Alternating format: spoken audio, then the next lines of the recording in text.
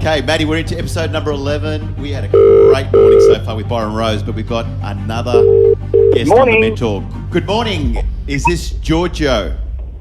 It is. Can you hear me okay? We can hear you loud and clear. Hey, Giorgio, thanks for joining us here on episode 11 of The Mentors. And, mate, Giorgio, tell us where you're from and how long you've been in real estate for. Oh, it's my pleasure. So I'm with Sydney Sotheby's International Realty. Yep. And I've been with the company now for over 4.5 years. Okay. And I'm 37 and I got into real estate when I was 18. Okay, you don't have to give us how old you are because it's not a dating show, but anyway. Well, I am single as well, so there you go. Okay, for any single ladies out there, ring Giorgio Koula. No, we won't say that. So, Giorgio, tell us a little bit about your, I suppose, what do you want to ask Matt and I as on the Mentor show today? Yeah, so we're in a unique position, Matt and Claudio, where working for Sydney Sotheby's, we work on a different platform where we get to sell all over Sydney. Yep. Which is fantastic in the sense where you've got cross-selling, selling in various suburbs. But the question I wanted to put forward is that going to be detrimental to my career long-term? So what do you mean by that? Just give me a little bit more scope on your question there, like when you mean in detrimental. Not working a core marketplace or a core region because we go from suburb to suburb on a weekly basis. Okay, so let me ask you this question. Is everyone in your agency got core suburbs or everyone just sort of sells a little bit everywhere?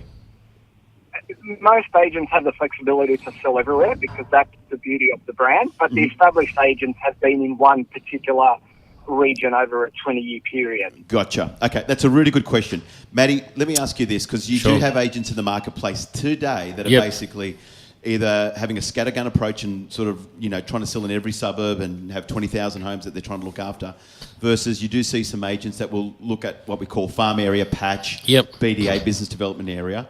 What would your advice be to someone like Giorgio saying, what approach should I take? Sure. How are you, Giorgio? All right? G'day, Matthew. I'm well, thank you. Good, mate. Hey, look, let's go high level. Let's look at all the most successful agents in Sydney and Australia. Yeah. You would look right across Australia. You'd say 95% of them would have a core area they're known. Like, for XYZ Real Estate, you'd say they're very successful in Coogee, or XYZ Real Estate, agent, they're very successful in, a suburb in Melbourne. So you'd tie them to a core area. My view is that, look, real estate is it's a relationship business, not a postcode one. So you're going to have clients all over, the marketplace that want to use you. My view is if you really want to build up a business long term, I would focus on probably 2 to 3 suburbs. Because you only have to look at, as I said before, the really successful agents you can tie them to you mentioned Claudio Encina, you say, all right, he's Mona Vale. Matt Lahood, he's Randwick, Giorgio, he's, Double Bay, whatever market you're in. But I would suggest that strongly get a core market of 3 to 4 suburbs. Yep. And then out of those 3 to 4 suburbs, become an area expert. Yep. Because then you can narrow the focus. The other thing is you will then get referrals from clients that are outside those areas. When you get those referrals, you've obviously got other people in Sotheby's you can reach out to that are in those other core suburbs. I would bring them in because then you're doing the right thing by the client, because your agent that works the patch has probably got more buyers and more intimate knowledge of the market. Because every time you go to a new market, you've got to find all the comparables. You won't have a specific buyer database.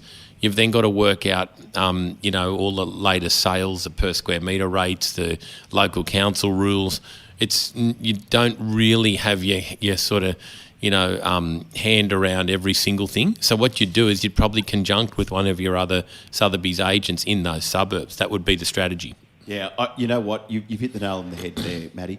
I've known Matty for a long time. We've spoken about it in episode 1. But here's the thing. I remember you, Matty, you were like Randwick, Coogee. That was your suburbs. Yep. When someone thought of real estate in those areas, they would, you'd be on the top of the list at some point. So Randwick, Coogee, Clavelli, Maroubra were always my four suburbs. But did I sell properties in Rose Bay, Vaucluse, La Perouse, Bondi Beach? 100%. Yeah. But I usually Giorgio bought in the best agent in that area, and I sold it to the vendors. Love to see, they want to use you, but they love to see you saying, you know what, I'm the relationship person. But to add strength to this, I'm going to bring Claudio Encina in with me because he specialises and he's probably got more buyers for you. I'm going to halve my fee and give half to Claudio, but I'm going to ensure that we get the best result for you. That's actually doing the best thing for the vendor, in my view. 100%. And it's funny what Matt is saying there, Giorgio. Number one, I would say, look at the pattern. Like, it's, to me, the guys who are writing seven figures are an expert. And what Matt was saying is become an expert in your area. The people in your area, an expert is three things. Number one, I believe you're the resource for those people in your core market. Number one, you do all the research for them, right? So you become the resource, you become the researcher. But also the third thing is you get the results. Yes. So I think of it like this, Giorgio. Think about how can I build my business to be recession-proof. I'm dealing with agents today, Giorgio, where the market, has either tightened up a little bit, less buyers on the market. And people today, more so than ever, and I think in the next 6 to 12 months, Matty, people like the potential prospective clients will look for the experts in that marketplace. Totally. Meaning the agents who are getting the results, the agents who has got experience, the agent who's got track record, but also is a likeable type of person as well, right? Yep. So I would say to you, Giorgio, is really hone in to look at a farm area or a BDA that you could build, like Matty said, a couple of suburbs where you could build your name and profile in that area, yeah? Yeah, see, Giorgio, the only other problem you have too is you never really build relationships with buyers if you keep moving markets because, you might get 20 or 30 buyers through an open, say you might get 80 during a campaign or 60 during a campaign. If you're moving from, say, I'm assuming, where do you sell a bit around now? Are you around the Double Bay area or? No, so through the inner city, inner west and down south. Okay, so, all right, so if you've got buyers, just to say inner city, say in Pyrmont, okay, just say you sold the property in Pyrmont, you've got 60 buyers and your next listing is in Leichhardt. Well, you can't do anything with those buyers. Do you know what I mean? And until you've got another listing in Pyrmont. Correct, So if you had another listing in Pyrmont, you'd turn over stock quicker because you've got the buyers. You could do a lot more off-market stuff. And you could really, then the vendors will want to deal with you because you've got the following. If you go to Leichhardt, you've then got to market the property, find buyers. You've got to understand the local, buyer marketplace. You've got to understand the local council rules, what development. And it's too taxing to have, 10 different marketplaces where you're trying to remember everything about, what's the height limit, what's the zoning, everything across 10 suburbs versus having 3 and you're an absolute expert in those 3. Correct. If there was a place, currently, because it sounds like your business is a little bit all over the place, right, Giorgio, correct, at the moment? Correct. If there was an area you'd want to focus on, what would that be? What would be an area you'd want to focus in? I think personally for me, the inner west would be the ideal market. And why would you say the inner west? Why the inner west? The demographic of buyers, the sales that I've had. What's your connection? What's your connection with the inner west? What's your connection there? What I found with the properties that I've had in the inner west, there's a lot of sellers, so people coming from a 1 or a 2 bedroom apartment, then crossing over into a semi or a freestanding home. Okay, and you're very good at that. Doing that transition, you see yourself as an expert working with that type of clientele? I think for me, and something Maddie touched on earlier, was about the relationship. I'm very good at holding the relationship, nurturing the client, helping them with a new purchase, if it's not through our own company, and then, guiding them through that process and getting them ready to get onto the market at a later stage. Yeah, beautiful. So I just want to bring our third mentor on here, our good old friend. Hey guys. Clinton. Hey. The guy hiding in the corner. The guy hiding in the corner. The guy with the best looking hat in Sydney. So Clinton, tell me, for someone like Giorgio, if he was wanting to build his name and his profile and become an expert in an area, and let's just talk it on the digital side because that's what you're really cool at. What would you suggest for Giorgio? Giorgio, at the moment, are you doing any social media? Are you doing Facebook? Are you doing Instagram? Are you doing LinkedIn? Hello? So you're just breaking up there. Yep, I'm back. So you're just breaking up there. All good, Giorgio. So do you do any social media marketing or branding at the moment at all?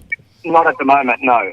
Okay, cool. So there's a lot of different levels you can go with this, but the beauty of social media right now is it's where attention sits. And if you want to build up a business and you're going to start local and expand from there, tactically there's two different things you could be doing right now. One would be documenting and posting onto Instagram. And when you're in Instagram, a lot of people assume that you go all over the world, you go wherever, like whoever's looking at that advertising content or that content on your page is. But a really cool advertising feature, and something that I exploited when I was starting my business to try and grow in a specific area, was that you can actually go in and target a postcode.